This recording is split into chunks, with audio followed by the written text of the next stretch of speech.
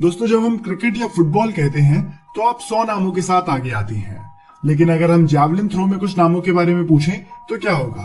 आप अपना सर खुजाओगे। हम बड़ी आसानी से ये कह सकते हैं कि भारत एक एथलेटिक राष्ट्र नहीं है।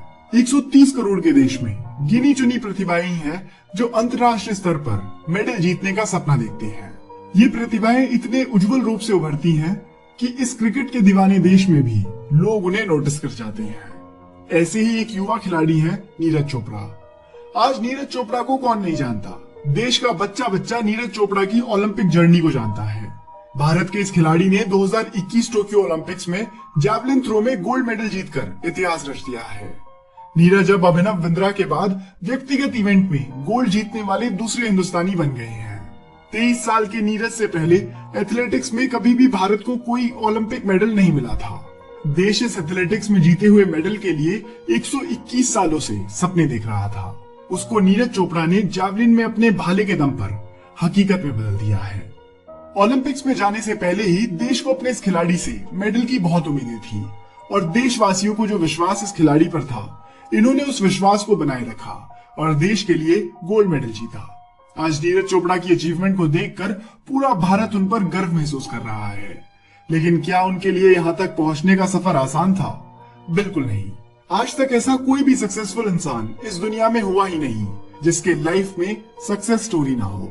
तो चलिए नीरज चोपड़ा के इस गोल्डन अचीवमेंट की सक्सेस स्टोरी को जानते हैं। नीरज चोपड़ा को गोल्ड मेडल इतनी आसानी से नहीं मिला है। इसके लिए उन्होंने काफी त्याग किए हैं। आप विश्वास नहीं करेंगे कि अपना ध्यान सिर्फ तैयारी पर रखने के लिए उन्होंने 1 साल पहले ही मोबाइल फोन से किनारा कर लिया था। वो सोशल मीडिया से तो दूर ही रहे और अपने मोबाइल को ज्यादातर स्विच ऑफ ही रखते थे। जब भी माँ सरोज और परिवार के अन्य लोगों से बात करनी होती थी तब वो खुद ही वीडियो कॉल किया करते थे। सफलता की राह में अन्य लोगों की तरह ही इनके जीवन में भी काफी उतार चढ़ाव का सिलसिला बना रहा। एक समय ऐसा भी आया जब नीरज के पास कोई कोच ही नहीं थे। लेकिन कहते हैं ना कि बुरी परिस्थितियों में भी जो हार ना माने और उन परिस्थितियों से निकलने का रास्ता जो खोज ले, जीत उसी की होती है।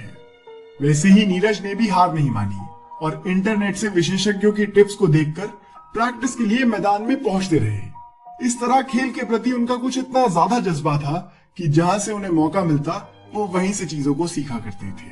अब थोड़ा इनके बचपन के बारे में भी जान लेते हैं। हरियाणा की मिट्टी में पले बड़े नीरज बचपन में काफी शरारती थे। बचपन से ही वो दूध घी के काफी शौकीन थे, जिसके कारण नीरज अपने बचपन में काफी मोटे भी थे। उनकी दादी हमेशा उन्हें भरपेट और भरपूर प्रोटीन से भरा ही खाना खिलाती थी ताकि वो अपने पोते को हट्टा कट्टा देख सके। हालांकि दोस्तों, दूध और देसी घी जैसी चीजों को बहुत ही ज्यादा खाने की वजह से नीरज मोटापे के शिकार हो गए थे और अपने मोटापे के कारण गांव के दूसरे बच्चों ने इनका मजाक बनाना भी शुरू कर दिया था।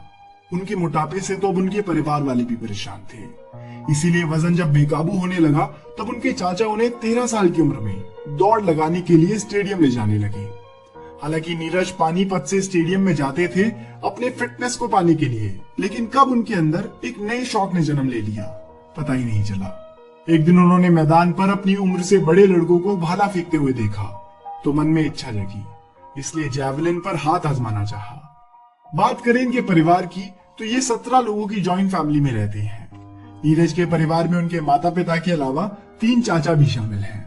परिवार में चचेरे 10 भाई बहनों में नीरज सबसे बड़े हैं और शायद इसी वजह से वो परिवार के सबसे लाडले भी रहे हैं। अब बात करते हैं इनके जन्म और एजुकेशन की। तो नीरज चोपड़ा का जन्म 24 दिसंबर 1997 को हरियाणा के जिले पानीपत में हुआ था। नीरज ने अपनी प्रारंभिक पढ़ाई पानीपत से ही की। अपनी प्रारंभिक पढ़ाई को पूरा करने के बाद नीरज चोपड़ा ने चंडीगढ़ में एक बीबीए कॉलेज ज्वाइन किया था और वहां से उन्होंने ग्रेजुएशन की डिग्री हासिल की। पढ़ाई के साथ नीरज जैवलिन में भी अभ्यास करते रहे और इसी दौरान उन्होंने नेशनल स्तर पर कई मेडल्स भी अपने नाम किए। नीरज ने 2016 में पोलैंड में हुए IAAF वर्ल्ड अंडर 20 चैंपियनशिप में 86.48 मीटर दूर भाला फेंककर गोल्ड मेडल जीता था, जिससे खुश होकर आर्मी ने उन्हें राजपुताना रेजिमेंट में बतौर जूनियर कमीशन ऑफिसर के तौर पर नायब सूबेदार के पद पर नियुक्त किया। आर्मी में खिलाड़ियों को ऑफिसर्स के तौर पर कम ही नियुक्ति मिलती है, लेकिन नीरज को उनके प्रतिभा के कारण डायरेक्ट ऑफिसर बना दिया गया। आर्मी में जॉब मिलने से नीरज बहुत खुश थे क्योंकि उनके परिवार में आज तक किसी को भी सरकारी नौकरी नहीं मिली थी। ऐसे में अपने संयुक्त परिवार के पहले सदस्य थे जो सरकारी नौकरी करने जा रहे थे और उनके घर की आर्थिक स्थिति भी इतनी अच्छी नहीं थी। इसीलिए वो इस नौकरी के जरिए अपने परिवार की आर्थिक स्थिति में मदद भी किया करते थे और यहाँ पर भी उन्होंने अपनी जैवलिन थ्रो की प्रैक्टिस भी जारी रखी। बात करें नीरज चोपड़ा के अब तक के रिकॉर्ड्स की, तो उन्होंने अब तक जैवलिन थ्रो में काफी सारे रिकॉर्ड्स बना लिए हैं।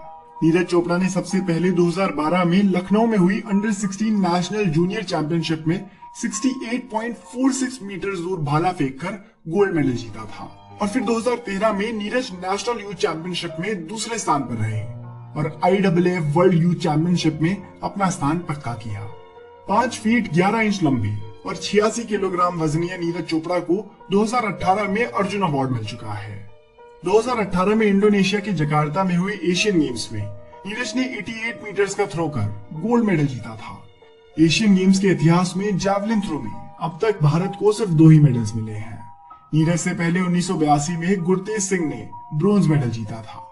2018 में एशियन गेम्स और कॉमनवेल्थ गेम्स में शानदार प्रदर्शन करने के बाद नीरज के कंधे पर चोट भी आ गई थी। इस वजह से वो काफी वक्त तक खेल से दूर रहे और इसके बाद कोरोना के कारण कई स्पोर्ट्स इवेंट्स भी रद्द हो गए, जिससे उनका खेल काफी प्रभावित हुआ। लेकिन इसके बाद भी उन्होंने जोरदार वापसी करते हुए इसी साल मार्च में पटियाला में आयोजित इंडियन ग्रैंड प्रिक्स में अपना ही रिकॉर्ड तोड़ते हुए 88.07 मीटर्स का थ्रो कर नया नेशनल रिकॉर्ड बनाया। उसके बाद इस साल के ओलंपिक्स में इन्होंने जो प्रदर्शन किया उसके बारे में तो पूरी दुनिया जानती ही है। इन्होंने ओलंपिक गेम्स में जो गोल्ड मेडल भारत के नाम किया है, इसे भारत सदियों तक याद रखेगा। दोस्तों, अब जाहिर है कि नीरज चोपड़ा ने देश के लिए अपना इतना बड़ा योगदान देते हुए देश का नाम रोशन किया, तो देश की गवर्नमेंट का भी ये फर्ज बनता है कि वो हमारे देश के इस कोहिनूर के लिए कुछ करें। और इसी वजह से ओलंपिक्स में गोल्ड मेडल जीतने के बाद नीरज चोपड़ा पर इनामों की बारिश हो गई है।